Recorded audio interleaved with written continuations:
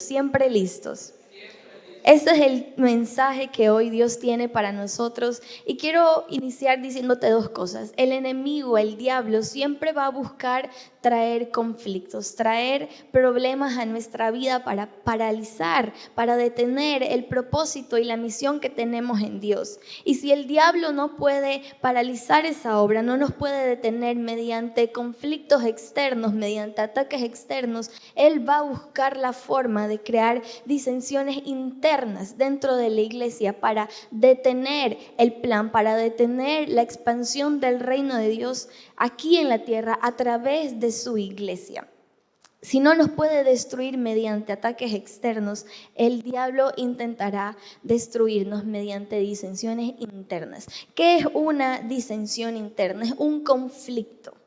Es un desacuerdo, es una oposición de ideas en un grupo como una familia, como una comunidad, en un trabajo. Esa es una disensión interna, un conflicto, algo que crea fricción dentro de un grupo pequeño de personas. Y en las últimas semanas la pastora estuvo compartiendo con nosotros principios bíblicos de cómo levantar familias en el Señor, de cómo restituir nuestras familias en Dios. Y yo espero que tú hayas aprovechado estas semanas para ponerte a cuentas con los de tu casa. Espero que no solo hayas recibido esa palabra, pero la hayas puesto por obra y tú estés ya libre de cuentas, libre de deudas con tu familia, con tu casa. Porque el día de hoy Dios nos está invitando a ponernos a cuentas con su iglesia. En Hechos capítulo 6, el versículo 1 y 4, la palabra nos dice que los creyentes estaban multiplicándose rápidamente. Dice la palabra que todos querían conocer el evangelio, pero en medio de eso increíble que estaba sucediendo en la expansión de la iglesia, hubo muestras de descontento. Pero es normal tenerlos porque somos humanos, nos volvemos irritables a veces muy fácil, muchas cosas nos ponen descontentos. Y eso le estaba sucediendo a la iglesia en Hechos. Hubo muestras de descontento en medio de ellos. Los creyentes que hablaban griego se quejaban de los que hablaban hebreo, diciendo que sus viudas eran discriminadas en la distribución de los alimentos. De manera que los 12, cuando habla los 12 se refiere a los discípulos, a los apóstoles, convocaron a todos los creyentes a una reunión. Y dijeron, nosotros los apóstoles deberíamos ocupar nuestro tiempo en enseñar la palabra de Dios y no en dirigir la distribución del alimento. Mira, la iglesia estaba siendo atacada por una disensión interna. No estaban teniendo conflictos todavía externos como persecución o acusación, como lo vivieron más adelante. Tenían problemas a los que se estaban enfrentando, pero eran problemas dentro de casa. Eran problemas con las mismas personas que se iban a reunir en las casas a comer, a compartir el pan, a compartir el vino. Eran con las mismas personas que estaban pasando su tiempo en oración. Entre ellos mismos habían muestras de descontento. Habían conflictos internos entre ellos. Y dado este problema, los apóstoles tuvieron que venir con una solución. Y ellos dijeron más adelante, por lo tanto, escojan ustedes a 7 hombres que sean muy respetados, que estén llenos del espíritu y de sabiduría, y a ellos les daremos esa responsabilidad. Entonces nosotros los apóstoles podremos dedicar nuestro tiempo a la oración y a enseñar la palabra. A todo el grupo, a todos los seguidores, todos los creyentes les pareció una buena idea y eligieron a Esteban, eligieron también a Felipe, a Procoro, a Nicanor, a Timón, Parmenas, Nicolás, y los apóstoles siguieron anunciando el mensaje de Dios. Y dado esa resolución que ellos pudieron traer, más y más personas se convirtieron en seguidores de Jesús y muchos sacerdotes judíos también creyeron en él. ¿Por qué te comparto estos versículos? Había un problema dentro de la iglesia, había un descontento y los apóstoles no podían estar en medio de eso porque ellos debían ocupar su tiempo al primer ministerio de Dios, que era anunciar el evangelio. Y Esteban junto a los otros 6 fueron la respuesta para la iglesia en ese momento. Yo te quiero preguntar en esta mañana, si en este momento tu pastor viene y te dice, mira, no sé, Néstor, mira, Ainhoa, tengo esta situación, necesitamos que vaya alguien al hospital, acompañar a la Fundación AVI el día jueves a las 8 de la noche en el hospital del niño, porque no hay quien los lleve, no hay quien lleve estos alimentos. Yo te pregunto, si te llamaran en este momento, ¿tú estarías listo? ¿Tú estarías preparado para ser uno de los elegidos? Porque dice que los apóstoles se reunieron con todos y que le dijeron, necesitamos escoger de entre ustedes 3 personas que estén llenas del Espíritu, personas de buena reputación, personas que estén llenas de sabiduría. Y Esteban junto a los otros 6 fueron elegidos entre todos los creyentes. Ellos eran la respuesta que la iglesia necesitaba. Ellos eran el apoyo que los apóstoles estaban necesitando en ese momento para seguir haciendo diligentemente la obra que era anunciar el evangelio. Ese era el rol, esa era la ocupación de los apóstoles. ¿Qué hubiera pasado si los apóstoles no hubieran traído esa solución? Probablemente ellos mismos se tuvieron que haber dedicado a resolver el conflicto de los alimentos, lo que hubiera hecho que descuiden el predicar la palabra, el enseñar las buenas nuevas. Y sabes, en nuestra comunidad hoy en día hay tanta necesidad, hay tantas cosas que se están haciendo y se necesitan manos, se necesitan personas como Esteban que estén listos para cuando sean llamados. En Hechos, voy a leer de nuevo el verso 3, si me ayudan en pantalla. Dice que, por lo tanto, hermanos, escojan 7 hombres que sean muy respetados. Di conmigo, de buen testimonio. Que estén llenos del Espíritu Santo y de sabiduría. Estas 3 cosas son las condiciones que estaban los apóstoles poniendo para saber quiénes iban a ser los elegidos. ¿Sabes? El grupo de creyentes era todos, la congregación era el total, pero aquellos que se iban a ocupar de todas las labores, de todas las cosas que la iglesia necesitaba, debían pasar por un filtro. Si hoy tú fueras puesto a prueba, a ver si pasas por este filtro que los apóstoles estaban dando, ¿cuáles serían tus resultados? ¿Cómo saldrías tú de esa prueba? ¿Alguien de buen testimonio? ¿Alguien que mantiene una buena reputación dentro y fuera de la iglesia? ¿Serías alguien lleno del Espíritu Santo? ¿Estarías lleno de sabiduría, lleno de practicidad? ¿Cuál sería tu resultado si hoy fueras puesto a prueba? Si hoy tuvieras que presentarte y pasar por este filtro, ¿saldrías elegido o te quedarías sentado en la banca? Porque no apruebas para ocupar el rol que se necesita en la iglesia. La iglesia, y hablo en general, no solo de nuestra comunidad, pero la iglesia como cuerpo de Cristo está siendo atacada externamente, pero también internamente. Y nosotros como discípulos de Dios tenemos el compromiso, tenemos este llamado de nuestro Creador de estar preparados para ser elegidos para toda buena obra. En 2 de Timoteo, el apóstol Pablo le escribe a su discípulo y le comenta cómo va a ser los tiempos finales. Como diciéndole, necesito que tú conozcas esto para que cuando llegue el momento tú estés preparado, tú estés entrenado. Y le escribe en la segunda carta, en el capítulo 3, le dice, debes saber también que en los últimos días, antes de que llegue el fin del mundo, la gente enfrentará muchas dificultades. Y dice, habrá gente egoísta, interesada solamente en ganar más y más dinero.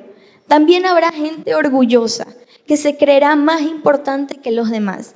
No respetarán a Dios, ni obedecerán a sus padres, sino que serán malagradecidos y ofenderán a todos. Serán crueles y violentos, no podrán dominar sus malos deseos, se llenarán de odio, dirán mentiras y odiarán todo lo que es bueno. Dice el verso 4, no se podrá confiar en estos orgullosos, porque actuarán sin pensar. Y en vez de obedecer a Dios, solo harán lo que les venga en gana. Dirán que aman y respetan a Dios, pero su conducta demostrará lo contrario. Yo creo que esta es una descripción muy verdadera de nuestra sociedad hoy en día. Creo que esto podríamos usarlo perfectamente para describir el ambiente que estamos nosotros llevando en este siglo. Y no hablo solo de nuestro país, pero en el mundo entero esto es lo que se vive, esto es lo que se ve, esto es lo que las personas, los cristianos estamos enfrentando hoy en día. Y Pablo le escribe a Timoteo y le dice, mira, yo quiero que tú seas consciente que esto va a suceder. Así van a suceder las cosas, esto es lo que vas a vivir al final de los días. Y termina diciéndole, pero tú debes seguir creyendo en lo que aprendiste. Y yo quiero animarte a que podamos hacer algo. Ponte en pie y vamos a leer juntos estas palabras que Pablo le escribía a Timoteo. Pero lo he cambiado el versículo, no lo escribí como si Pablo le escribía a Timoteo, sino como una declaración que nosotros hacemos. Así que a la cuenta de 3 vamos a leerlo juntos. 1, 2, 3. Yo debo seguir creyendo en lo que aprendí y sé que es la verdad. Todo lo que está escrito en la Biblia es el mensaje de Dios y es útil para enseñarme, para ayudarme y corregirme y para mostrarme cómo debo vivir. Yo te hago esta pregunta, ¿estás tú preparado para toda buena obra? Puedes tomar asiento. Pablo le termina diciendo, de modo que todos los servidores de Dios estarán completamente entrenados y preparados para hacer el bien. En otra versión, este versículo dice, a fin de que sean perfectos para toda buena obra. Pablo escribía a Timoteo con una intención de que él estuviera entrenado y preparado. No hay una redundancia que Pablo quiere hacer énfasis al decir estas dos palabras, pero la palabra entrenado significa que tú debes estar con antelación, planificado, tener estrategias, habla de el antes de que cumplas la misión. Y el entrenado, la palabra entrenado quiere decir que durante el proceso tú vas a seguir estando capacitado para cumplir toda buena obra. Y Pablo le decía a Timoteo, tú tienes que estar entrenado y preparado. No es lo uno y lo otro, porque ¿sabes qué pasa? Nosotros como seres humanos no podemos sostener nuestros compromisos con el tiempo. Tal vez, no sé, el año pasado quisiste abrir tu casa para hacer un grupo de conexión y luego tuviste problemas con tu pareja y ¿sabes qué? Ya no puedo seguir más con el grupo conexión. Fuiste con la persona encargada de coordinar y le dijiste como no, necesito que ya me paren porque no puedo ni con mi familia, no puedo recibir más personas. Eso no es estar entrenado. Porque estar entrenado es que tú puedes sostener tu compromiso durante el proceso. Estar preparado es que tú conoces la palabra, es que tú sabes lo que tienes que hacer. Estar entrenado es que tú lo haces hasta el final de tus días.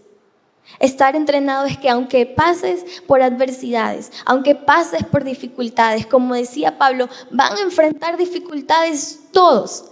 Al final de los tiempos todos van a enfrentar dificultades. Y no decía solamente de ataques externos, pero decía internos también. Van a tener dificultades. Pero nuestro compromiso, nuestro llamado como discípulos de Dios es estar preparados y entrenados para sostener nuestra fe con valentía durante el proceso. Para no bajar la guardia, para no sentarnos a mitad del juego y decir, no, ya no puedo más. ¿Sabes qué pasó con Esteban? Esteban no se limitó a esa ocupación que los apóstoles le dieron. Pero cuando tú ves la historia de Esteban, que de hecho es muy corta en la Biblia, no se extiende ni siquiera más de un capítulo. Cuando tú ves su historia, te das cuenta que nos muestran este primer momento y luego nos hacen un salto en la historia de Esteban y nos llevan más adelante. Dice la palabra que él continuó siendo un hombre lleno de gracia y del poder de Dios. Dice la palabra que él hacía señales y milagros asombrosos entre la gente. Y cierto día, unos hombres de la sinagoga de los esclavos liberados, así se llamaba este grupo de personas, comenzaron a debatir con Esteban y ninguno de ellos podía hacerle frente a la sabiduría y al espíritu con que hablaba Esteban. Yo no sé si tú te das cuenta las últimas palabras que usa este verso para describir a Esteban. Lleno del espíritu y lleno de sabiduría. ¿Sabes qué significa? Que Esteban no solamente pasó por el filtro que los apóstoles habían planteado al principio de su llamado, pero durante el proceso e incluso hasta el final de sus días, él seguía estando escogido, él seguía estando capacitado para pasar por el filtro, porque dice la palabra que él seguía estando lleno del espíritu y lleno de sabiduría. No fue algo de un momento. No fue cuando tuvo su primer amor con el Señor, no fue cuando estuvo bien económicamente, no fue cuando toda su familia quería acompañarlo a la iglesia, no fue cuando tuvo un buen trabajo, pero durante toda su vida Esteban se mantuvo lleno del Espíritu y lleno de sabiduría. Él aprobó el filtro antes y aprobó el filtro durante la obra. Esteban estuvo listo en todo tiempo para cumplir con la buena obra, para cumplir con el llamado que Dios había hecho a su vida. Él estuvo tan entrenado y preparado que fue imposible que Esteban pasara desapercibido en medio de todos los creyentes. En todo lugar donde Esteban iba, probablemente él era no reconocido por nombre, sino como la gente lo veía y lo escuchaba, y era imposible que Esteban pasara como alguien del montón. Pero nosotros vivimos nuestra fe muchas veces como alguien del montón. Vivimos nuestra fe muy cómoda. Vivimos nuestra fe como solamente para nosotros, a lo interno, en nuestro hogar y nadie más. Y no entendemos la necesidad que hay de predicar a Cristo en todo tiempo. De predicar a Cristo en nuestros trabajos, en nuestras universidades, de levantar altares de paz, de ser luz y ser sal en medio de nuestras urbanizaciones, en medio del barrio donde tú vives. No entendemos que ese debe ser nuestro compromiso con el Señor. Ser sal y ser luz en todo tiempo. Estar preparados y estar entrenados para cumplir con toda buena obra hasta el fin de nuestros días. Ese es nuestro compromiso, ese debe ser lo que mueva nuestra vida. Pero pasamos vidas llenas de excusas. Pasamos vidas como solamente sentados en la banca porque es muy cómodo vivir nuestra fe sentado. Es muy cómodo vivir nuestra fe solo dentro de las cuatro paredes de nuestra casa. Porque tenemos problemas, tenemos disensiones internas, pero no entendemos que debemos revestirnos de la armadura de Cristo para hacer frente a esas disensiones internas y entonces exponernos, salir de nuestros hogares para predicar a otros también el Evangelio. Esteban, él estuvo listo en todo tiempo y cuando tuvo momentos de adversidad, cuando tuvo momentos de dificultad, él probablemente pudo esconder su fe. Él pudo decir, mira, como que debatiendo con las personas, predicando el Evangelio, no me va muy bien, entonces mejor como que voy a limitarme a hacer un grupo en mi casa donde voy a invitar a las personas que yo sé que quieren escucharme, porque ¿de qué me sirve pararme en la sinagoga y ponerme a debatir con las personas acerca de quién fue Jesús? Esteban no vio eso como una opción para su fe, porque dice la palabra que él estaba debatiendo con varias personas y a los judíos les estaba molestando la forma en la que Esteban estaba llevando el Evangelio. Entonces lo acusaron y pagaron a personas para mentir acerca de lo que Esteban estaba diciendo a fin de que pudieran encarcelarlo. Entonces los líderes judíos se enfurecieron porque Esteban se puso a debatir con ellos y Esteban les dijo sus verdades. Y cuando a alguien le dicen la verdad, a veces nos incomodamos. Pues ellos no solo se incomodaron, se enfurecieron por la acusación de Esteban y con rabia le mostraron los puños. Pero Esteban continuaba estando ¿qué? Lleno del Esteban seguía lleno del Espíritu Santo y fijó la mirada en el cielo y vio la gloria de Dios. Y vio a Jesús de pie en el lugar de honor a la derecha de Dios. Y les dijo: miren, veo los cielos abiertos y al Hijo del Hombre de pie en el lugar de honor. Entonces ellos se taparon sus oídos con las manos y empezaron a gritar enfurecidos y se lanzaron sobre él, lo arrastraron fuera de la ciudad y comenzaron a apedrearlo. Sus acusadores se quitaron las túnicas y las pusieron a los pies de un joven que se llamaba Saulo. Mientras lo apedreaban, Esteban oró y él dijo: Señor, recibe mi espíritu. Y cayó de rodillas gritando: Señor, no los culpes por este pecado. Y dicho eso, murió. La vida de Esteban nos desafía. La vida de Esteban debería incomodarnos. Ver la vida de Esteban nos debería hacer preguntar: ¿qué más puedo hacer? Porque de seguro lo que estamos haciendo en este momento con nuestra vida, con nuestro tiempo, no es suficiente. El Señor espera más de nosotros. No podemos escuchar el Evangelio y quedarnos cómodos, porque el Evangelio nos incomoda. El Evangelio nos muestra que hay cosas que debemos seguir transformando en nuestro carácter. Un encuentro con el Evangelio, un encuentro con la verdad, con Jesús, nos hace cuestionarnos: ¿qué estoy haciendo con mi vida? ¿Por qué estoy desperdiciando el tiempo? Mira, Esteban, yo no sé si tú has estado en una situación como la de Esteban, donde te arrastren por el piso porque están enfurecidos contigo. Tal vez te han insultado, tal vez te han deseado que te mueras, no lo sé. Pero a Esteban, a él lo mataron, arrastrado en el piso, y lo apedrearon. Uno diría: ya, se hubiera callado nada más la boca, se hubiera ido a su casa y ya, se libraba el conflicto. Pero Esteban tenía claro que para mostrar a Jesús, él tenía que llevar su fe con valentía. Él no podía quedarse cómodo en su casa. Y sabes, me impresiona la vida de Esteban, porque tal vez nos podemos sentir un poco identificados con él. Esteban, él no fue alguien que caminó al lado de Jesús como sus otros 12 discípulos. Esteban fue alguien que escuchó de Jesús, que lo vio de lejos, pero sabes, cuando Jesús estuvo en vida, él no caminó cerca de Jesús. Y nos podemos identificar con eso porque nosotros hemos escuchado de Jesús. Hemos leído lo que él hizo, sabemos quién fue él, pero no caminamos físicamente al lado de él. Entonces Esteban puede ser alguien como tú o como yo, que solamente en su corazón tuvo la convicción de que Jesús fue el Mesías, que Jesús es el Cristo. Y Esteban vivió su fe de esa forma. Esta semana, el día miércoles, yo no sé si tú conociste quién fue Charlie Kirk.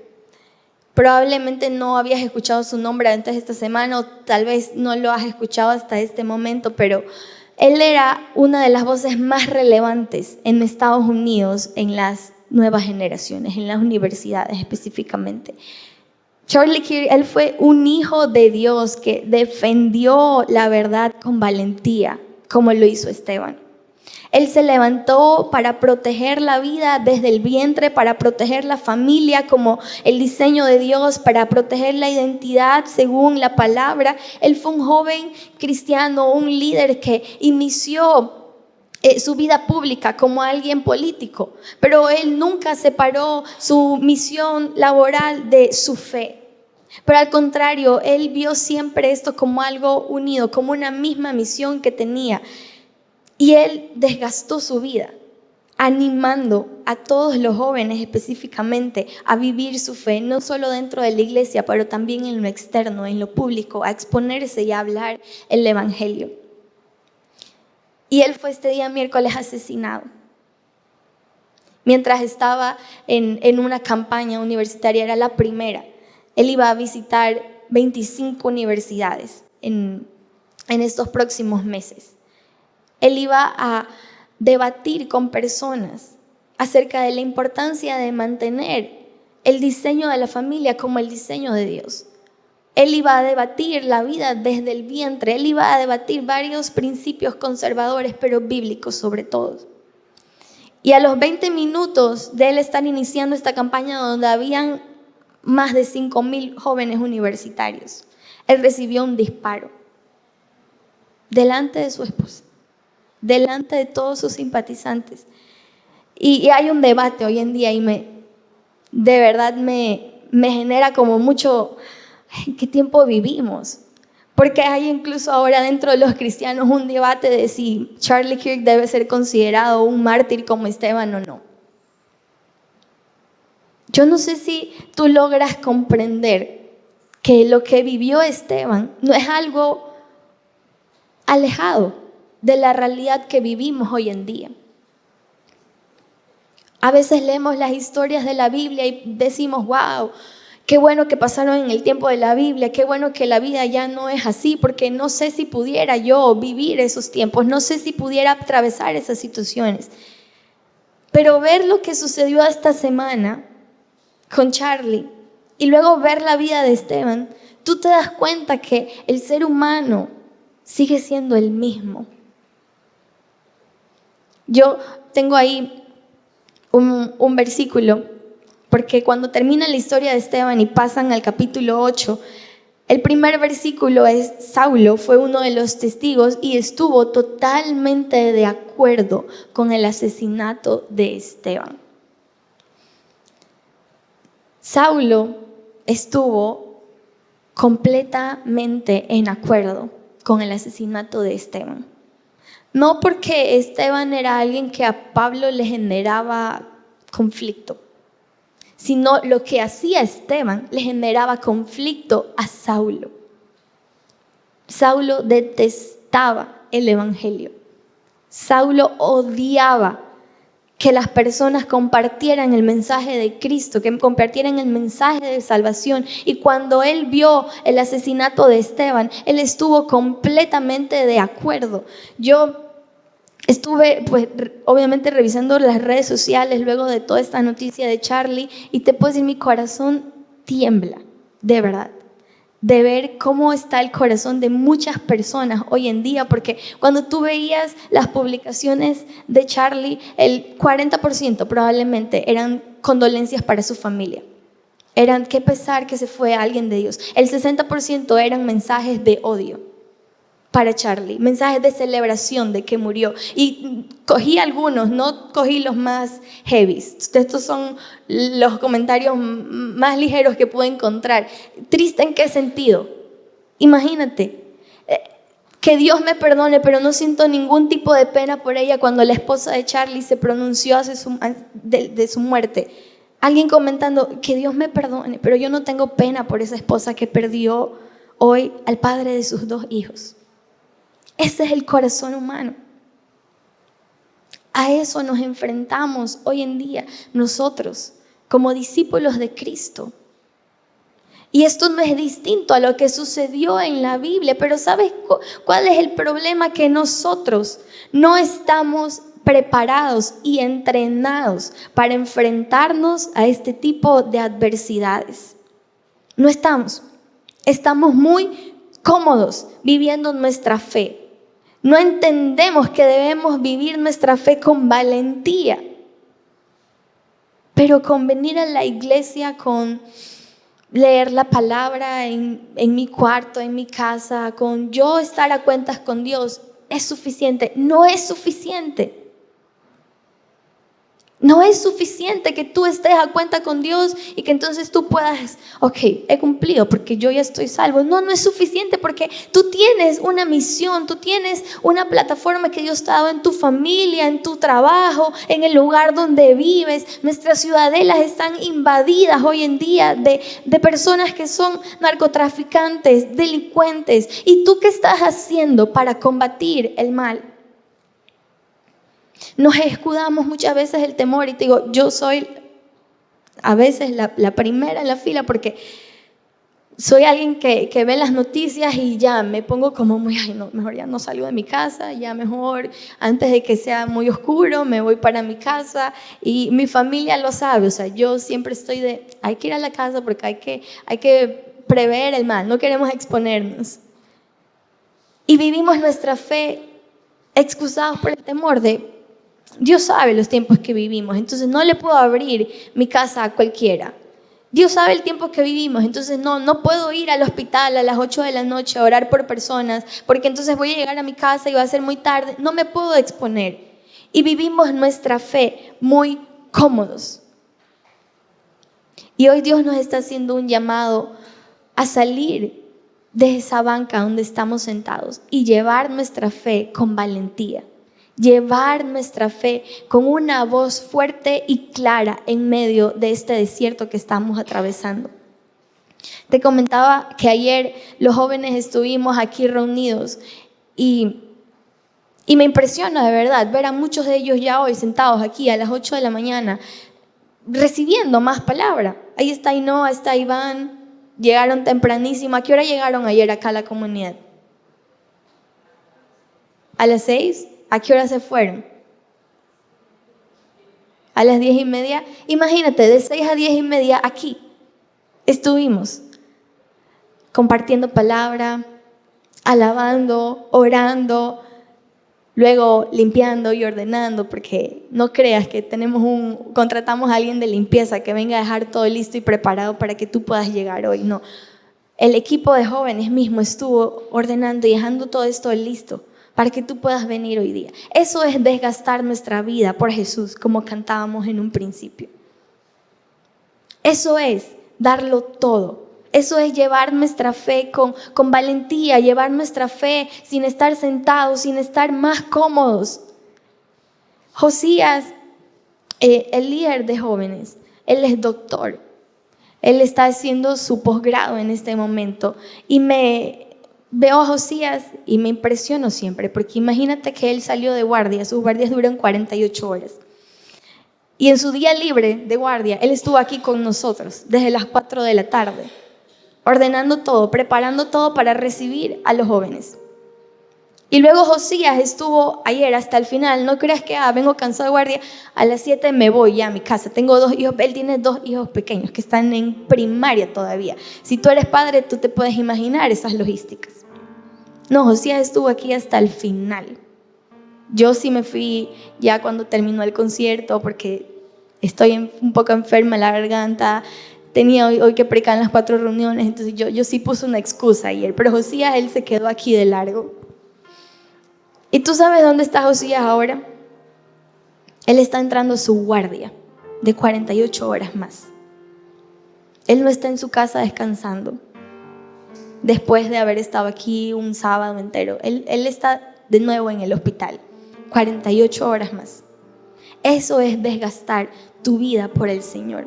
Eso es vivir tu fe con valentía, vivir tu fe sin excusas. Porque no es posible que tú escuches la palabra, que tú recibas el evangelio y que sigas cómodo. No es posible que tú salgas de este lugar habiendo recibido el evangelio y que te siga importando lo que haces con tu tiempo. Necesitamos estar preparados y entrenados. Necesitamos estar siempre listos, porque la obra no para. La obra sigue de largo hasta que nosotros estemos en el cielo con nuestro Señor. Y mientras estemos aquí en la tierra, significa que Dios todavía te quiere usar para algo. Si sigues con vida, si sigues todavía con posibilidades de moverte, de hablar, significa que Dios te sigue llamando, que Dios te sigue necesitando para su obra.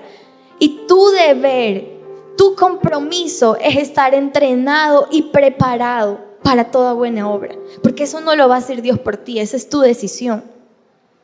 Estar entrenado y preparado es tu decisión. El Señor no te va a obligar, pero Él te va a llamar, y cuando Él te llame, tu deber es estar preparado y listo y decir: aquí estoy, Señor, envíame a mí, úsame a mí. Cuando tu pastor te haga un pedido de: oye, me falta un grupo de conexión, no sé, en Villa Club, en Krypton, no sé, me estoy inventando ciudadelas, pero hacen falta muchos grupos de conexión, que tú le digas: sí, claro, pastor, podemos empezar esta misma semana. Mi casa y yo estamos listos para servir a la obra. Ponte a cuentas con tu casa, porque vas a necesitar sumar fuerzas para cumplir con la obra. Ordena tus distensiones internas, porque cuando tienes distensiones internas y no estás capacitado, no estás entrenado, no estás preparado para resolverlas, cuando te expongas, lo externo te va a derrumbar. Por eso es tu deber estar cada día vestido de la armadura de Cristo para hacer frente a todas las artimañas del enemigo. Ese es tu deber. Ese es nuestro rol como discípulos.